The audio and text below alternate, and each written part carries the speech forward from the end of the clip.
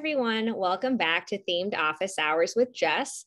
Today, I'll be talking about how I limit my exposure to my social media accounts and how I sort of use certain tips and tricks to help balance my relationship with social media so that, I have a healthy relationship with my social media content.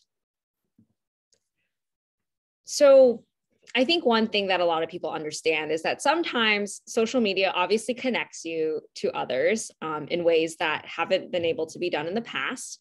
But social media can also be a huge source of stress and FOMO, the fear of missing out. And this was something that I didn't really realize was a problem until I left California, moved away from my home for 24 years to the other side of the country and started my master's program at Yale, where I basically had to start over and make completely new friends.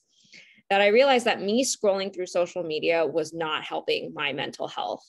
I would go on Instagram and, when you start grad school, you're still figuring out like who your friends are, like who to hang out with. And I'd go on Instagram and I'd see, wow, like this group of friends like went to a brewery and I wasn't there. And like, just had a lot of weird feelings of seeing things on social media, taking it kind of personally and feeling left out. So I started to think of ways of like, okay, how can I, maybe stop using social media so much? So I'm not just passively scrolling through this thing that's not even helping me feel better. So with some time and practice, I was able to turn this FOMO into what I like to call JOMO, or the joy of missing out. So now when I'm sitting at home scrolling through Instagram and I see all my friends out at a bar, I'm happy because I get to be home, having my alone time, having time to myself. And I don't necessarily always need to be at every single social gathering that I see happening. And here are a couple tips on how to, again, improve that more distanced relationship with social media. So really quickly, just want to let you all know, I use these 4 platforms mostly: Facebook, Twitter, Pinterest, and Instagram. I don't have a TikTok. I don't know if I will ever venture that way, but this is just some context of like the platforms I use. So first, I'll quickly talk about Facebook. I don't have it on my phone. Like if I need to use it, I have to go into Safari and like log in on my phone. So I really never use Facebook on my phone. I don't even use Facebook Messenger on my phone really. So, and in general, I just like barely use Facebook, period. I think this is just one of those social medias that, I don't know, is starting to be used less and less. So I find it less distracting now. But I mean, if you do use it a lot and you want to kind of cut back, I think taking it off your phone is a good first step. I also have a Twitter account. I only started my Twitter a year ago because I was going to a virtual conference and I think 5 people asked me for my Twitter handle. And I was like, okay, time to make an academic Twitter. So I like barely have any followers and they're all like, again, people in my professional network. So I feel like it's, when I'm scrolling through, it's a lot more like words and a lot less pictures too. So again, it feels like I'm almost like reading news and updates versus like seeing things on Instagram. So it's not quite as like addicting to me, I think.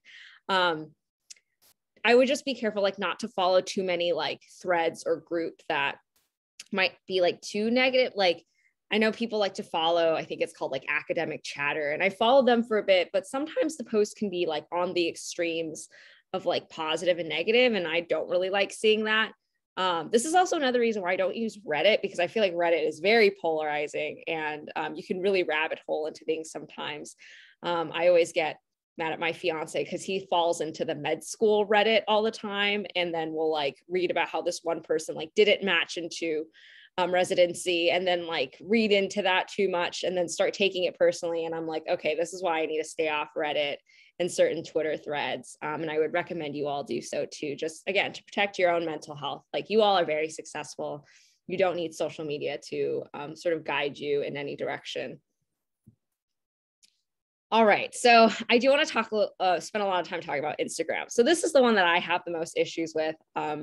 I definitely think this is the one that causes me the most kind of stress. Again, that seeing the pictures of everyone having fun, and comparing yourself to that. I think that's where the stress of Instagram comes. So what I do is I literally hide my Instagram app on my phone. So what do I mean by that? It literally takes me multiple swipes, opening a folder, then swiping again to then get to my hidden Instagram app.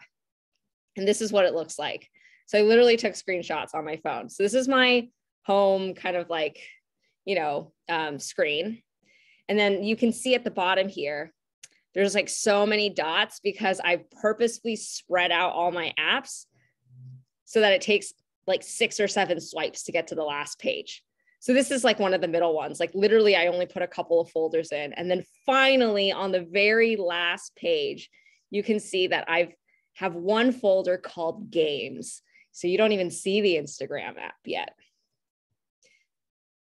So you literally have to go into the games folder and then swipe again. And then my Instagram app is like hidden in the back of it. So you really have to dig to get to my Instagram app on my phone. I also use the screen time feature on iPhone to set my daily Instagram limit to just 1 minute. So when I sort of reach that time limit,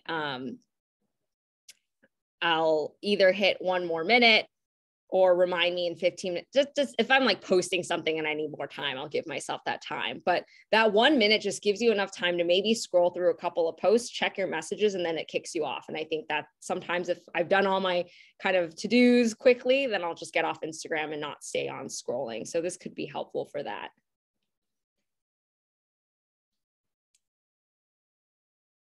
Overall tips for sort of all social media apps in general. I think it's important. I mean, I don't like seeing all the notifications constantly popping up. So I just turn all of those off. And I only keep it so that you just see the little like badge number, like the little red icon with the number in the corner. So that way it's not like actively flashing on the screen, but like you can still tell if like there's a notification.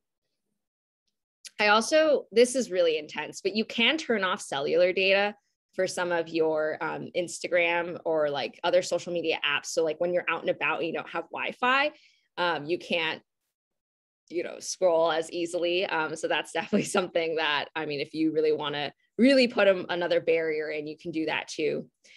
I've recently discovered the new focus feature on like the updated iPhone iOS. I'm still playing around with it, so I don't know too much, but so far what I have been able to do is like shut off notifications for certain apps at certain times. So playing around with that and seeing how that works could be fun and useful. This is also a pretty intense one, but you can just delete the apps off your phone and just use the desktop version, kind of like what I was saying with Facebook.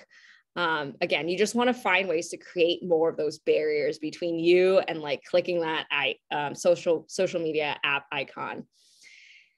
I also do this a lot, but I know a lot of people use social media messaging platforms like Facebook Messenger or like the Instagram messaging feature to stay in contact with friends. I just use texting to like text all my friends. So if someone will message me on Instagram, I usually will actually just reply to them on text message and move the conversation off Instagram as quickly as possible. So that way, like to continue chatting with that person, I can just text them versus having to go into the app every single time. And lastly, like I try to scroll more on like Pinterest or like news type applications where the content is coming from like random users versus like Instagram and Facebook where the content's all coming from, again, like my social network, because then it just feels more removed when you're just scrolling through Pinterest and the news. And again, less of that comparison thing with your direct social network is happening. So those are my tips. Hopefully you can play around with some of these and see what works for you, and leave some comments if you have other ideas and suggestions as well.